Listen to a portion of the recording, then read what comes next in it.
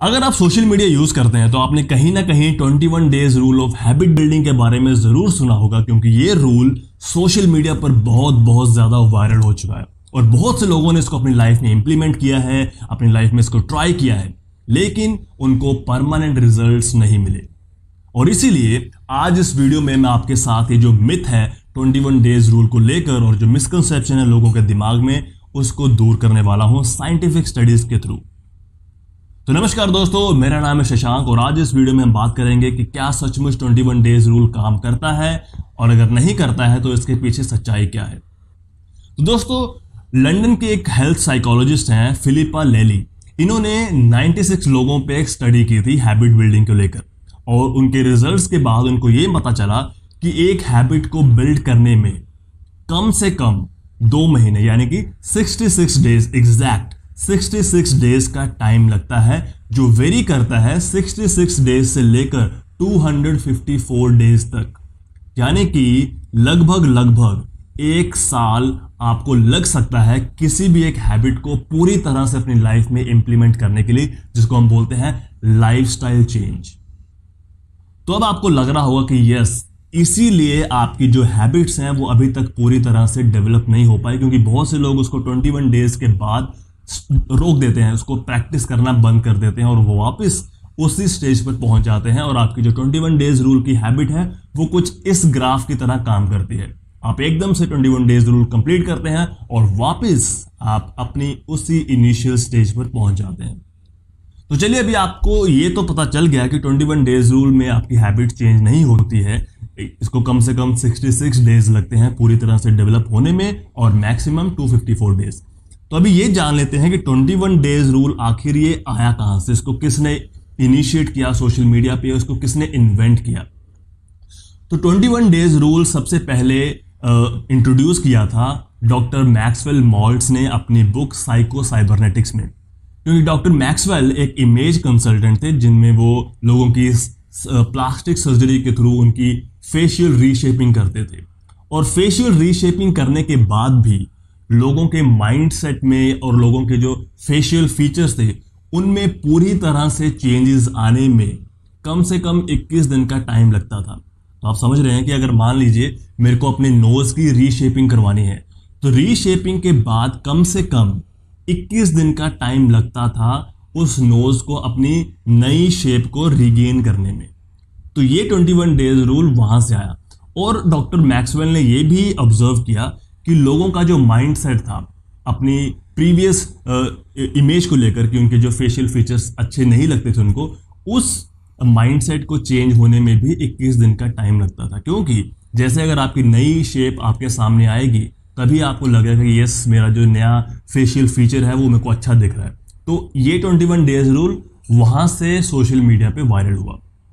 तो जैसा कि अभी मैंने आपको बताया कि 66 डेज लगते हैं कम से कम आपको आपकी हैबिट बिल्ड करने में और 254 डेज लगते हैं उसको पूरी तरह से एक लाइफस्टाइल बनाने में। तो आप सोच रहे होंगे कि 66 डेज और 254 डेज के बीच में इतना जो गैप है ये क्यों है।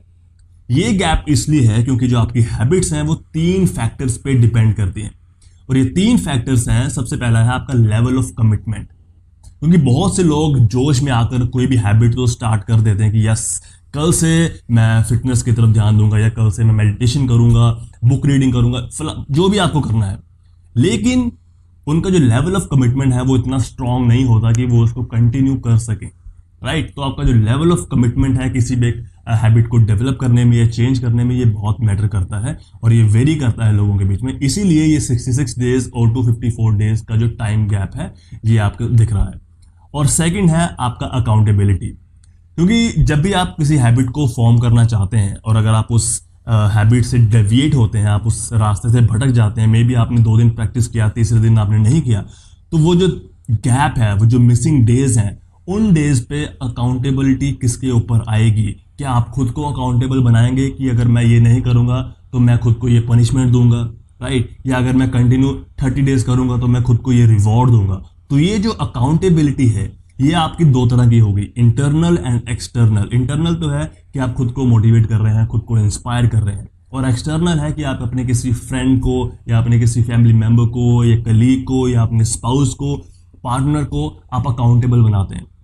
आप उनको बोलेंगे कि अगर आपको जैसे भी लगता है कि अगर मैंने किसी दिन ये हैबिट मिस कर दी तो आप मुझे समझाएंगे आप या आप मुझे रिमाइंड करेंगे। तो इसे हम बोलते हैं एक्सटर्नल अकाउंटेबिलिटी। मान लीजिए कि आपको फिटनेस की नई हैबिट डेवलप करनी है, आपने 2 दिन किया, 3 दिन किया, 4 दिन किया, लेकिन 5वें दिन आपने नहीं किया, तो आपका जो अकाउंटेबिलिटी पार्टनर है वो आपको रिमाइंड करेगा कि आपको फिटनेस के लिए जाना है, जिम जाना है, वर्कआउट करना है, रनिंग करनी है। तो ये है अकाउंटेबिलिटी, इंटरनल और एक्सटर्नल। इंटरनल थी इसलिए आपने इसको 5 दिन तक कंटिन्यू किया, लेकिन आप 6वें दिन आपको एक्सटर्नल अकाउंटेबिलिटी की वहां पे जरूरत पड़ती है। ठीक है, अभी तीसरा फैक्टर है कॉम्प्लेक्सिटी ऑफ अ हैबिट, कि एक हैबिट कितनी सिंपल है या कितनी कॉम्प्लेक्स है, ये भी डिपेंड करता है आपकी नंबर ऑफ डेज पे, राइट। मान लीजिए एक हैबिट है आपकी स्मोकिंग की, ये एक कॉम्प्लेक्स हैबिट है, तो मे बी इसको 254 डेज से भी ज़्यादा टाइम लगे आपको चेंज करने में।